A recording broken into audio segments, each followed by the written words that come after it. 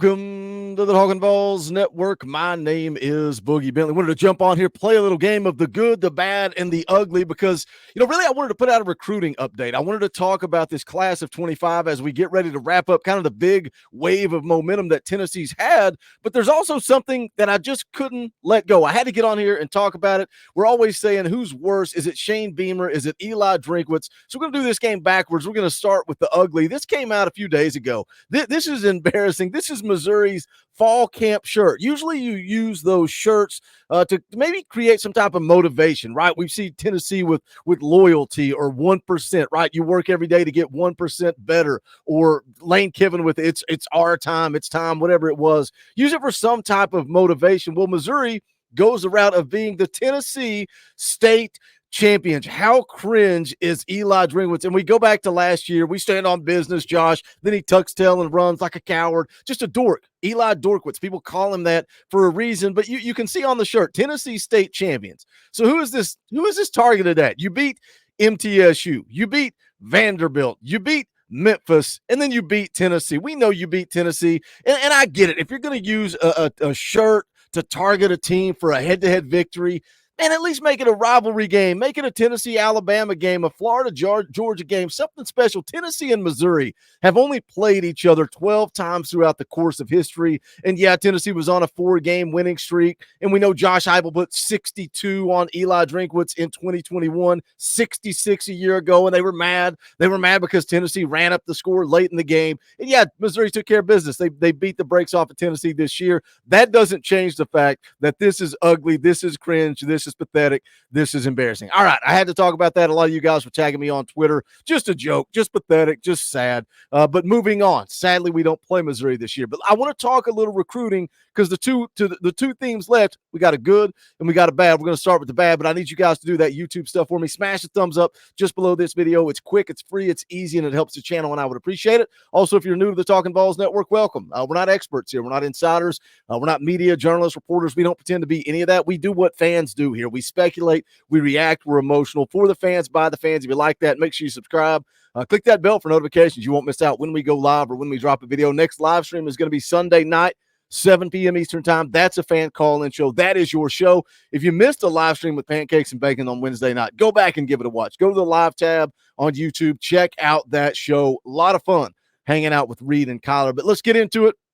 Taking care of the ugly, we're going backwards, so we're going to take a look at the bad next, and that is this right here. Came out on Twitter yesterday. Josh Petty has been predicted, the expert predictions from Steve Wiltfong and Chad Simmons, to end up at Georgia Tech. Now, I always felt like Josh Petty was maybe not a long shot. I just never felt like Tennessee was the front runner for the 5-star offensive lineman out of Georgia. He's set to come off the board on August the 12th. He's going to choose between Florida State, Georgia Tech, Ohio State, Stanford, and Tennessee. And after all of his official visits, this is where, I always felt like Tennessee was chasing, right? After all of his official visits, he went back to Florida State. Then he went back to Georgia Tech. A lot of people felt like Florida State was going to get Josh Petty because that's where his sister's at. And, we go back, and midway through his recruitment, he was talking about how he felt iffy about Tennessee, but some of that changed, and he took that official to Tennessee, and they kind of got back in it, but it felt like they were, again, always chasing. And Austin Price made it clear. He said he wouldn't be surprised if Petty chose Georgia Tech, wouldn't be surprised if Petty chose Florida State, but Tennessee was always right there, and they were in the mix. But this is what we call a spoiler, right? When somebody puts in a prediction 6 months ahead of time, a year ahead of time, that's not a spoiler. Josh Petty comes off the board on Monday. This is pretty much a lock. Steve Wiltfong, Chad Simmons, I saw where Tom Loy over at 247 Sports also put in his crystal ball for Josh Petty to end up at Georgia Tech. So I think this is a wrap. I doubt we'll do the live stream at this point. I'll keep an eye on AP, see if anything changes, but this seems like Josh Petty has let Georgia Tech know that that's where he's coming, and that has leaked, and the experts and the insiders have put in their official prediction. But what's the final call? We got some good news. We got something good to talk about around here, and that is 5-star offensive tackle David Sanders, always the priority in this class. His decision is coming on August the 17th. That one we will cover live right here on the Talkin VAWLS Network. He's going to decide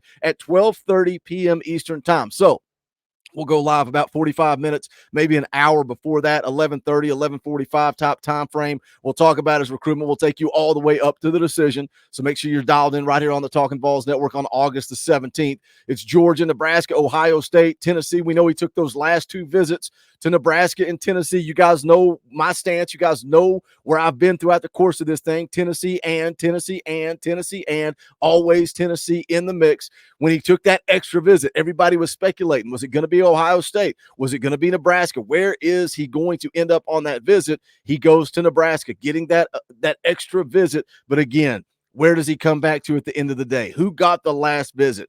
Tennessee. I think them getting the last visit, I think them getting the most visits, I think the way that they have built and established their relationship with David and his family is crucial. I think Tennessee has a solid NIL deal in place. I think Tennessee offers everything that David Sanders and his family is looking for at the next level of football. So he's scheduled to come off the board again on August the 17th. Boogie, what's the good news? Well, let's go take a listen to what Steve Wiltfong had to say just recently about David Sanders. Let's take a listen. Prior to August 1, before you went on vacation, you were giving the edge to Ohio State. At this point, would you still give the edge to Ohio State? Are they even? No, so I think when I'm talking to all my sources and adding up Let's rewind this. I want to listen to that first 12 seconds again. You know, Steve Wiltfong, a guy that's been out here saying Ohio State, Nebraska, Clemson. He's been all over the place. Austin Price has been the constant. And Nelson from Jackson, shout out Nelson. He sent me this clip and he goes, Boogie, I love how deflated Steve Wiltfong sounds having to say that Tennessee is the front runner. Let's take a listen again. Listen to him moan and groan. Look at him. He looks deflated. Steve Wiltfong looks defeated right here. He looks like, man, I've been all over the place. I've been all over the map. Austin Price has continued to say it's Tennessee. And now poor Steve Wiltfong looks like he's having to eat a little crow. Listen to him groan. Let's start it over. Prior to August 1, before you went on vacation, you were giving the edge to Ohio State. At this point, would you still give the edge to Ohio State? Are they even? No, so I think when I'm talking to all my sources and adding up the intel, my best guess today would be Tennessee. But I've also at times had my best guess on Ohio State. Yeah. And then even early in the process, you looked at Georgia. Clemson.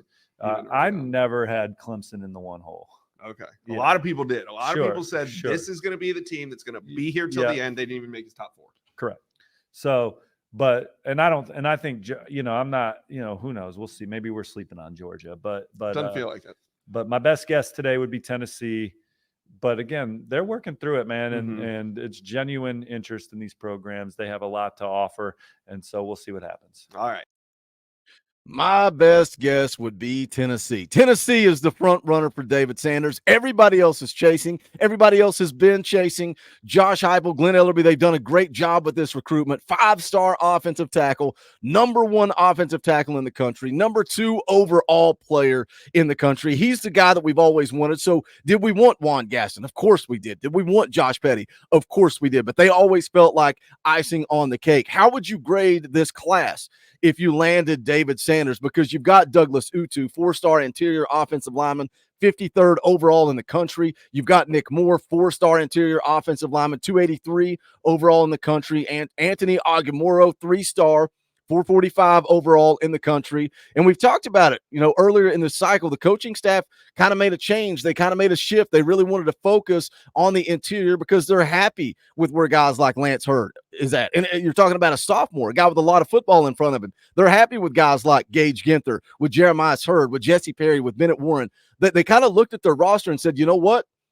We like what we saw in the spring. We like where some of these young guys are at. Let's focus on the interior. And getting Douglas Utu was huge. Like that came out of left field. I don't think any of us were really talking about it or expecting it. That was a huge commitment in this class. Again, 53rd overall.